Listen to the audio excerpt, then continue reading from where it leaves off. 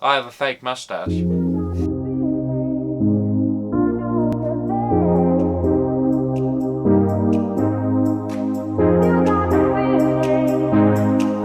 Hello! Welcome to Unplugged, episode 7.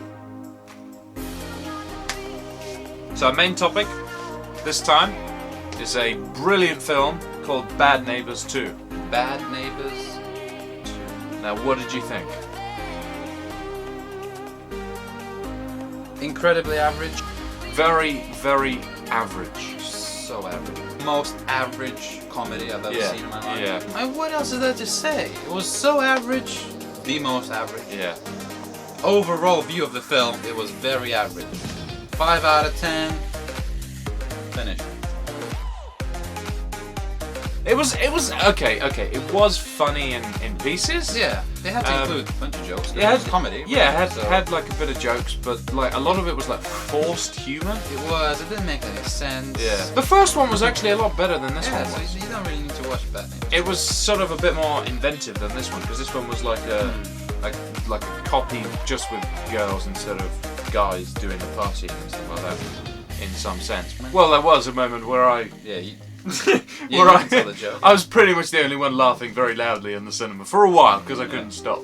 It was there's this particular scene where the what's his name, Seth Rogen and his wife, they're pretending that their neighbours are Jewish. Their neighbours are Jewish, and then one of the lady that's pretending to be Jewish, she's pregnant. So he goes, "Oh, look at that! There's a little Jew in an oven," and she's like, "Oi, shut up." All right, a good point. It wasn't too bad. A bad point. It wasn't that great. Regular moviegoer, yeah, you can go watch it. Easy entertainment, sort of, a popcorn flick, basically. Yeah. Movie buff, don't waste your time.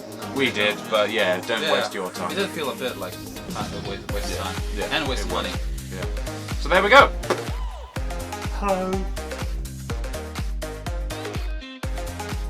As promised, I've watched Game of Thrones. I've caught up to the first 2 seasons. Now, my review. Game of Thrones is fucking awesome. It's huge. There's so many different characters. There's so many fucking different stories. There's just so much to think. And especially if you're watching all episodes like in one go, you kind of get lost in it and start having dreams that you're carrying swords and wearing fucking armor. You're expecting the story to go this way, and it kind of goes that way, and then bam, suddenly it fucking changes and go, what? What the fuck just happened? And it's so different from other TV series where you think like, your main or your lead characters are going to get saved and something miraculous is going to happen, and then bam, it's like your head gets chopped off. I'm, looking forward to catching up. Hopefully I won't get any more spoilers than I already have, because I already know King Joffrey is going to die, so that was kind of spoiled for me a few years back, but I don't know what happens afterwards or what happens leading up to it, so who knows. But yeah, I'm going to do another review sometime soon, in the next sort of few weeks as such, once I've caught up a few more seasons, so thank you very much. Alright, so my TV series this week, not as exciting as Game of Thrones, because that's the peak, and I'm so jealous of my friend watching Game of Thrones now. It's actually Mad Men. It's a drama series set in 1960s, won some Emmys, so quite interesting. I want to give it a shot. First 3 episodes so far, I don't know, I don't think it's for me. I gave it a chance. I might still watch a few more episodes just in case it's gonna hook me, but so far I'm not getting a feel for it that I'm really gonna enjoy it. It's just one of those where not too much is happening. It is a drama, so it's a bit slow, and it's just probably not gonna be for me. So this week, the song that I've been listening to for the last couple of days is Shawn Mendes' Stitches. I don't know why, but it's a catchy song. Everyone probably knows the song, so...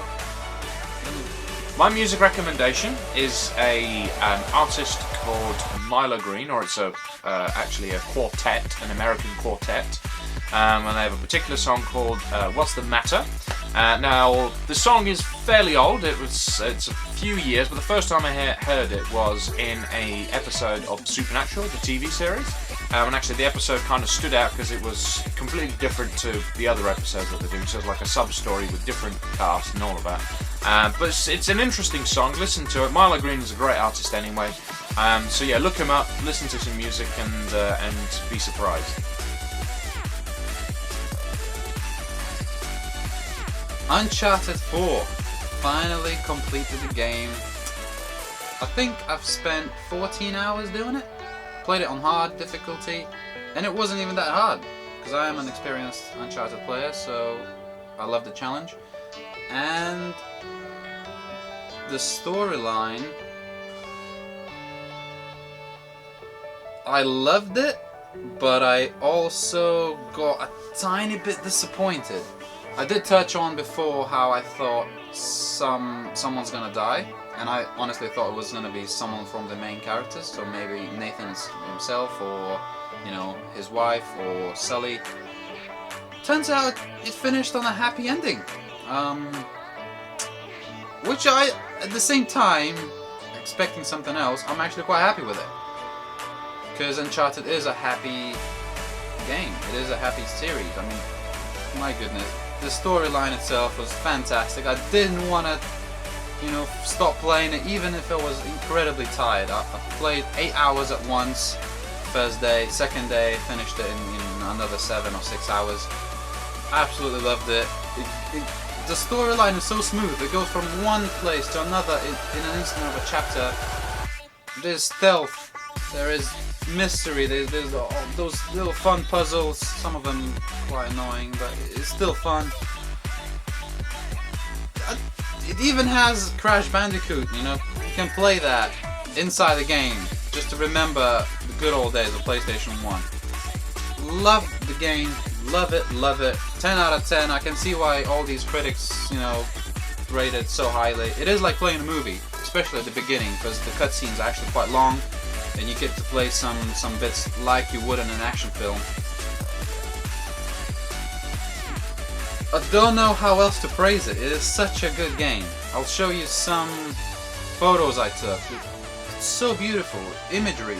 It's amazing the amount of detail go into it. I cannot stress enough how good the game is. Even if you haven't played the other Uncharted games, you could just go out and buy this game, play it. If you love it, you will want to try and play the other games, so you can go and play the collection remasters as well. I am still yet to play multiplayer because I'm still dwelling on the single player experience. I'm still thinking about it. I'm still gonna play it again because there's so much more to explore. I want to find all these special treasures. I've only found like 30 out of 100 treasures, so where are they all hidden? I have no idea. But I will find out on my second playthrough. And yeah, absolutely brilliant. Brilliant game. So, my wildcard is... So, wildcard. Battlefield 1. How awesome is the trailer? I keep rewatching it every single day, and the song is stuck in my head. And do you know what? I'm not pissed off. It's a fucking great song. It just looks epic. I mean, I'm a fan of Battlefield anyway. I played Battlefield 4 for quite some time, and I'm really looking forward to Battlefield 1. And actually, if you want to see us do a Battlefield 1 versus Call of Duty review, then we'll have an extra video up on the channel in the next few days discussing this, so watch out. Alright, that's episode 7. I'm doing your thing, I'm pointing, because I'm sitting in your seat. Yeah. I'm going to act like you. Yeah. I act like you. Fuck you. So that's episode 7. Done, finished. Hope you enjoyed it.